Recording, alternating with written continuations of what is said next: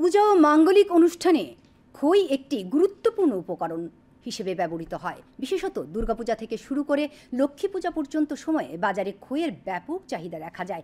দেশীয় পদ্ধতিতে খই প্রস্তুতে ব্যস্ত থাকেন স্থানীয় উৎপাদকরা। ধর্মনগরের খই উৎপাদক বিনয়কান্তি সিনহা জানান, বিশ্বকর্মা পূজা থেকে লক্ষ্মী পূজা পর্যন্ত খইয়ের চাহিদা অত্যন্ত বেশি থাকে।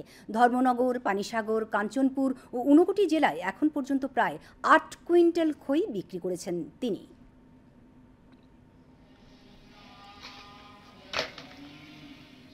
দুর্গাপূজার সময় খইটা বেশি বাজার হয় এবং দুর্গাপূজার শেষে লক্ষ্মী পূজার সময় খইটা বেশি চাহিদা এবং এমন সময় খইটাও বেশি বিক্রি হয় এবং বেশি পরিমাণে আমরা বাজারে সেল দিই।